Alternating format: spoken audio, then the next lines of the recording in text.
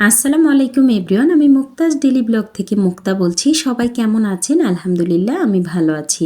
দারুণ দারুণ kitchen tips নিয়ে আজ হাজির হব।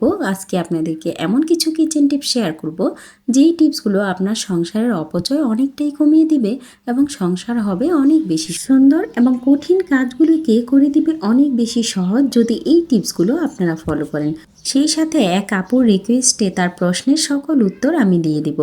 এক আপুর আইডি থেকে লিখেছে, হাসিনা খাতুন লিখেছে, আপু আমি আপনার চ্যানেলে নতুন, আমি আপনার কিচেনটা পুরো দেখতে চাই। আমরা বাড়ি করছি, আপনার কিচেন আমার বেশ ভালো লাগে, আমিও এরকম করতে চাই। অনেক ধন্যবাদ আপু, অবশ্যই আমার পুরো কিচেনটাকে আপনাদেরকে দেখিয়ে দিব।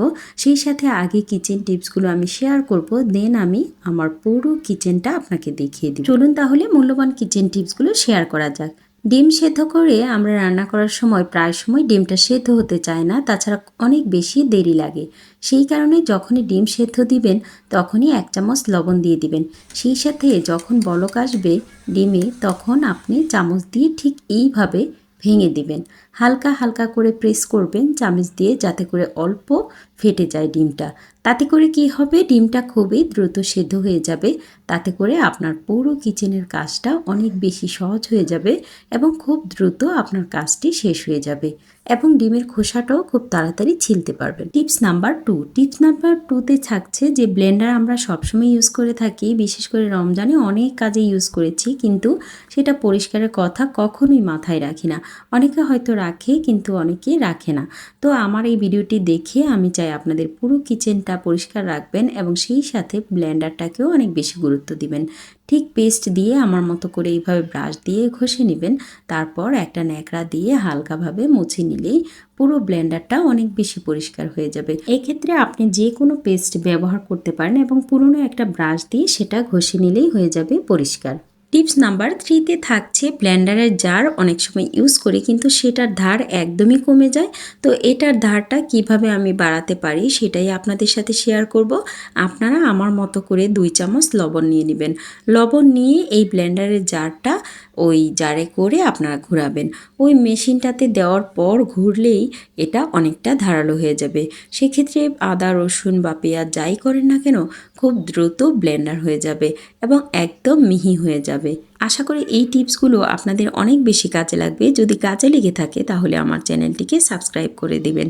সেই সাথে যদি ফেসবুক থেকে দেখে থাকেন তাহলে চাইলে ফলো দিতে পারেন। টিপস নাম্বার 4, আলু সংরক্ষণ করা অনেক বেশি জরুরি আমার জন্য, বিশেষ করে শুধু আমার জন্য না, প্রত্যেক গৃহিণীদের জন্য। আলু দেখা যায় পচে যায়, তাছাড়া আলুতে অনেক সময় গাছ উঠে যায়। তো এগুলো থেকে আপনি কিভাবে আলুকে রক্ষা করবেন সেই টিপসটি আজ বলে দিব। তো টিপস নাম্বার 4-এ থাকছে যে আলু কিভাবে সংরক্ষণ করব। একটা জালিতে আমি এভাবে পেপার বিছিয়ে নিয়েছি। আপনার পত্রিকার কাগজ বিছিয়ে সেটাতে আলুগুলো এভাবে দিয়ে দিবেন।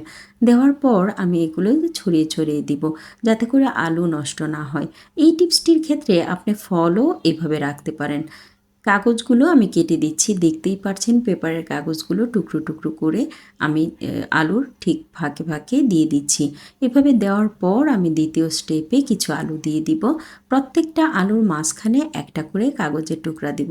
ঠিক এইভাবে যদি আপনি যত্ন করে সংসারের প্রত্যেকটা জিনিস রাখতে পারেন তাহলে সংসারের অপচয় থেকে অনেক ক্ষেত্রে বাঁচা যাবে এবং উন্নতির শিখরে অবশ্যই আপনারা পৌঁছাতে পারবেন। আমার টিপসগুলো যদি আপনাদের ভালো লেগে থাকে তাহলে অবশ্যই লাইক দিয়ে পুরো ভিডিওটি দেখে নেবেন। রোজা রেখে এত কষ্ট করে ভিডিও বানাই আপনাদের জন্য, অথচ আপনারা লাইকই দেন না, তাছাড়া ভিউ অনেকটা কমই আসে। আশা করি এই ভিডিওটিতে আপনারা অনেক বেশি লাইক দিয়ে এবং কমেন্ট করে আমাকে এগিয়ে নিয়ে যেতে অনেক সাহায্য করবেন। ঠিক এইভাবে আমার মতো করে যদি আপনি আলু সংরক্ষণ করেন তাহলে কখনো আলু পচে যাবে না এবং আলুর গাছও উঠবে না। টিপস নাম্বার 5, আপেল খাওয়ার ক্ষেত্রে দেখা যায় আপেল কাটার পর অনেক ক্ষেত্রে পুরো আপেলটা খাওয়া হয় না, সেটা কেটে কষ্ট করে মেহমান কিংবা নিজেরা খেতে বসলে কিছুটা অংশ থেকে যায়। তো কিছুটা অংশ থেকে যাওয়ার পর আপেলে যেহেতু প্রচুর পরিমাণে আয়রন থাকে তো সেটা কালো হয়ে যায়। যে কোনো খাবারে আয়রন সমৃদ্ধ খাবার হলে সেটা কালো হয়ে যায় কাটার পর, সেটাই স্বাভাবিক যেহেতু অনেক বেশি পরিমাণে আয়রন ভিটামিন এখানে রয়েছে। তো সেই আপেলটা কাটার পরও কিভাবে কালো হবে না সেই টিপসটি বলে দিচ্ছি। এক টুকরো লেবু নিয়ে সেটাতে লেবুর রস দিয়ে দিবেন চিপে এবং সেটাকে হাত দিয়ে মাখিয়ে আলতোভাবে রেখে দিবেন। তাহলে কখনোই আপেল কেটে রাখলে সেটা কালো হয়ে যাবে না। এই টিপসটি আশা করি আপনাদের অনেক বেশি কাজে লাগবে। আমার তো কাজে লেগেছে, তাই আপনাদের সাথে আমি শেয়ার করেছি, যাতে করে আপনারাও অনেক বেশি উপকৃত হন এবং আপনাদের সংসারের প্রতিটা কাজে সেটা লাগাতে পারেন। অনেকক্ষণ পর আমি আপেলগুলো সামনে নিয়ে এসেছি, দেখেন একটুও কালো হয়নি, ঠিক এই টিপসটি অবলম্বন করে। টিপস নাম্বার 6, অনেক ক্ষেত্রে চপিং বোর্ড ব্যবহার করে থাকি আমরা, একটু আগেই ব্যবহার করেছি। তো আপেল কাটার পর এটা কালো হয়ে গেছে, তো সেই কালো দাগগুলো আমি কিভাবে দূর করব সেটাই বলে দিচ্ছি। দৈনন্দিন জীবনে চপিং বোর্ডের যত্ন নেওয়াটাও অনেক বেশি জরুরি। এখানে আমি 1 চামচ লবণ দিয়ে দিয়েছি এবং 1 টুকরো লেবু দিয়ে ঘষে নিচ্ছি। সামান্য প্রেস করলেই দেখা যায় যে লেবুটা ঘষে ঘষে দিয়ে দিলে কালো দাগটা একদমই চলে যাবে। ঠিক এইভাবে আমার মতো করে আপনারা এই জিনিসগুলোর যত্ন নিতে পারেন, তাহলে সংসার হবে অনেক বেশি সুন্দর এবং পরিষ্কার পরিচ্ছন্ন। এই তো দেখতেই পাচ্ছেন কত সুন্দর হয়ে গেছে চপিং বোর্ডটা, শুধুমাত্র এই 1 টুকরো লেবু ঘষেই। টিপস নাম্বার 7, টিপস নাম্বার 7-এ থাকছে অতি মূল্যবান একটি জিনিস, যেটা হলো আপনার ঘরের সমস্ত দুর্গন্ধ কিংবা মশা মাছি পোকামাকড় থেকে অনেকটা দূরে রাখবে। এই টিপসটি যদি অবলম্বন করেন তাহলে আপনার ঘর সুঘ্রাণে ভরে যাবে, সেই সাথে আপনার বাসা বাড়িতে কোনো প্রকার মশা মাছি পোকামাকড় থাকবে না। বোতলটা দেখতেই পাচ্ছেন কিভাবে কেটে নিয়েছি। প্রায়ই আমাদের সবার ঘরেই এইরকম বোতল থেকে থাকে, তো এটাকে যদি কাজে লাগানো যায় তাহলে সেটা খুবই কার্যকরী হয়ে থাকে। দেখতেই পাচ্ছেন বোতলটা আমি একটু সাইজ করে কেটে নিচ্ছি, আপনারা ঠিক এইভাবেই কেটে নেবেন। দেখেন আমি কিভাবে এটা তৈরি করছি। একটা চামচ চুলায় পুড়ে সেটাকে ছিদ্র করে নেবেন। মুখটার অংশটা ছিদ্র করতে হবে, যেহেতু বোতলটা আমি প্রস্তুত করছি একটু পরিষ্কার পরিচ্ছন্নতার কাজে। এটার মুখটা এমনভাবে ছিদ্র করব যেন এটা দিয়ে বাতাস বের হয় এবং ঘ্রাণ বের হয়। এখন বোতলের যে নিচের অংশটা সেটাতে আমি লবণ দিয়ে দিচ্ছি। আমি 2 চামচ লবণ দিচ্ছি, আপনারা আপনাদের পরিমাণ মতো দিয়ে নেবেন, একটু বেশি দিলে ভালো। তো আমি এই লবণটাতে দিয়ে দিলাম হ্যান্ড ওয়াশ। আমি অল্প পরিমাণে হ্যান্ড ওয়াশ দিয়েছি, এতেই দেখা যায় অনেকটা ঘ্রাণ ছড়িয়ে যাবে।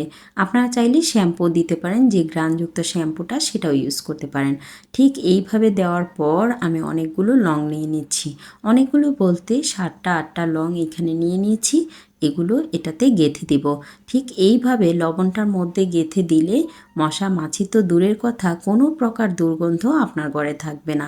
দেখা যায় ফল টল খাওয়ার ক্ষেত্রে কেটে রাখার পর অনেক সময় অনেক গন্ধ বের হয়, ঠিক বোতলটা এইভাবে রেখে দেওয়ার পর কোনো প্রকার দুর্গন্ধ ঘরে থাকবে না, আপনার ঘরে ছড়াবে অনেক বেশি ঘ্রাণ। যেহেতু এটাতে হ্যান্ড ওয়াশ দিয়ে দিয়েছি, তার একটা স্মেল আছে এবং লং থাকার কারণে সেটাতে মশা মাছি একদমই আসবে না।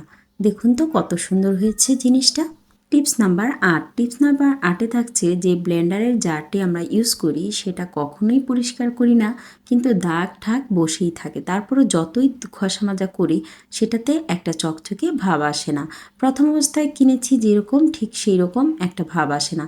তো একটা লেবু নিয়ে 1 টুকরো লেবু দিয়ে যদি আমার মতো করে এভাবে ঘষে নিতে পারেন তাহলে ব্লেন্ডারের জারটা যেহেতু স্টিলের, এটা একদম চকচকে হয়ে যাবে। ঠিক একটু ঘষে নিলেই তারপর এটা যদি পানি দিয়ে ধুয়ে ফেলেন, দেখুন কতটা চকচকে হয়েছে। এই টিপসগুলো আপনারা ফলো করলে অবশ্যই অনেক বেশি উপকৃত হবেন। সর্বশেষ এবং মূল্যবান যে টিপসটি, সেই টিপসটি এখন আপনাদের বলে দিব। আমরা রান্নাঘরে এমন কোনো গৃহিণী নেই যারা নাকি এই লুসনিটা ব্যবহার করে না থাকি।